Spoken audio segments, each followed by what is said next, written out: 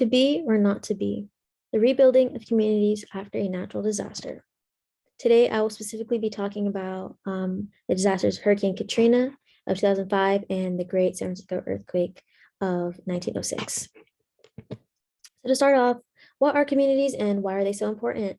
Communities consist of families, neighbors, neighborhoods, diverse ethnic backgrounds, and a multitude of religions and belief systems. They face challenges together, but are resilient in overcoming them in hopes of reestablishing stability and safety after any life-changing event.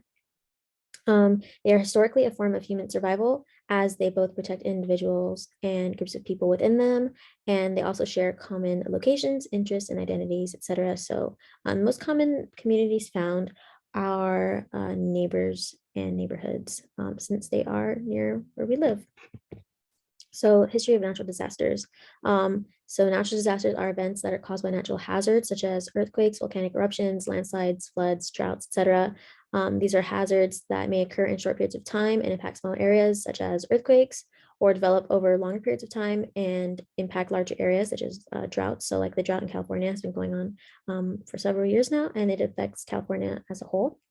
The different types of natural disasters are categorized into groups of geophysical, such as earthquakes, hydrological, such as floods, climatological, such as drought, and meteorological disasters, such as cyclones. And this picture over here is a picture that was taken after the initial impact of the Great San Francisco earthquake of 1906. And this is Hurricane Katrina in a weather forecast over North America in 2005. Communities and preparedness for natural disasters. Safety can be practiced and preparedness is crucial in withstanding and recovering from natural disasters. Although one cannot necessarily plan for a natural disaster and its impact on their community, it is important for these groups to learn how they manage their resources together, as well as create disaster plans that allow them to perform in safe, efficient, and responsible ways. So some ways to promote community preparedness for natural disasters include conducting emergency preparedness meetings, such as town hall meetings, developing emergency aid and assistance agreements, and creating disaster plans with information on where to evacuate. So it is crucial for schools, for example, to have earthquake drills or fire drills to help prepare them in case of a natural disaster. So the impact of natural disasters on communities. There have been over 500,000 natural disasters that occurred in the world during the last century alone. They cause destruction of private and public properties, loss of financial stability, and long-term injuries and illnesses. They frequently cause mass destruction to physical properties upon initial impact and trauma as well, emotional trauma and physical trauma to individuals.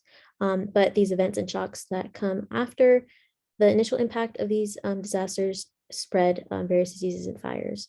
So unemployment is also deeply affected by natural disasters. As an example, it reached 12.1% in 2005 after Hurricane Katrina.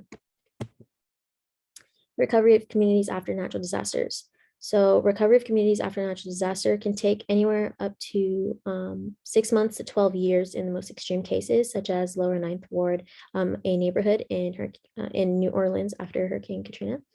And though people within these communities heavily depend on one another, assistance from the government is also extremely beneficial. And unfortunately, some areas do not receive aid as they should. They do not receive enough, if any, if they're receiving any.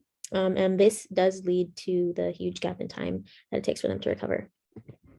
So specifically going back to Lower Ninth Ward in New Orleans, Louisiana, it took about 10 to 15 years for the Lower Ninth Ward to completely recover from Hurricane Katrina, and some parts of it to this day are still not fully recovered.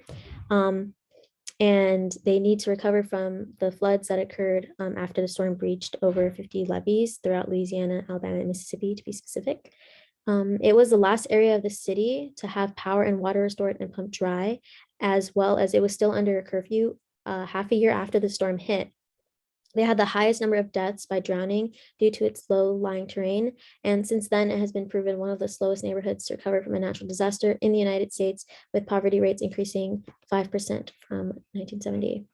So the image on the left is a marketplace from the Lower Ninth Ward that was actually the only marketplace that sells fresh produce within walking distance of the neighborhood.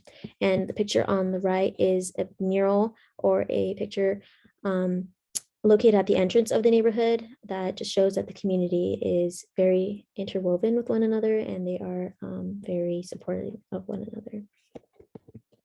So the recovery of the lower Ninth Ward continued.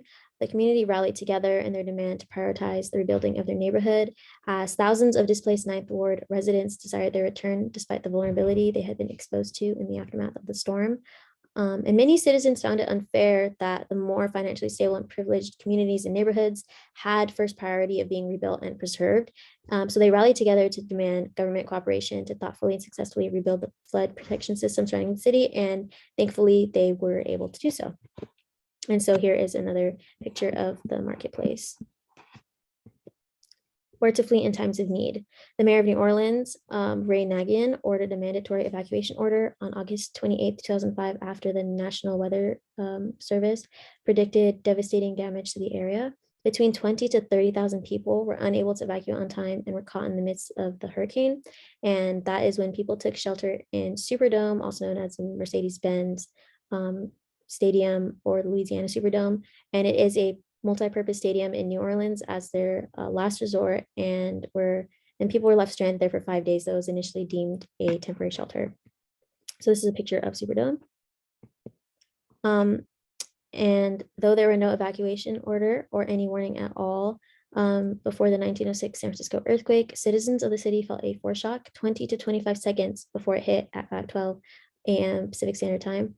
Fort Mason served as a hospital for the army before the earthquake and later the fire that spread, but played the temporary role of a refugee camp for thousands of victims. Soldiers provided food, water, and shelter to the citizens rendered homeless from the catastrophes. So this is a picture of Fort Mason today. Recovery San Francisco. Recovery does not only consist of the physical state of a city, but also the emotional recovery of a community. The greatest impact on the city of San Francisco was not from the earthquake itself, however, from the fires that blazed for 4 days and nights after the initial hit. Citizens of Chinatown were forced to flee, and in the midst of all the chaos, had their homes, properties, and possessions stolen from them by the city, and were later attempted to take advantage of by selling their properties to other richer buyers at a cheaper price than their true values.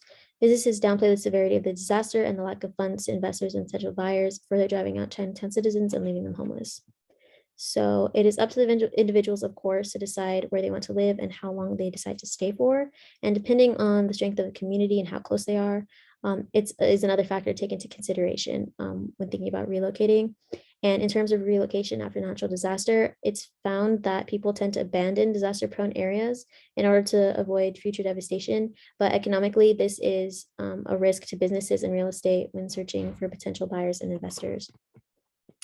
Communities tend to support and care for one another after these events, though. For example, San Francisco, after the Great Earthquake of 1906, is an example of how considerate people became around them and how they put their kindness forward to support one another. And it did take the city 9 years to completely rebuild after the earthquake, since they did overestimate how much money they had left in their banks and unfortunately use up all their money within the first few days rather than spreading it out and using the resources that they had to properly rebuild the city. And a quote from Kroll Smith, recovering inequality, Hurricane Katrina, the San Francisco earthquake of 1906, and the aftermath of the disaster. Never in San Francisco's history were her people so kind and courteous as on this night of terror.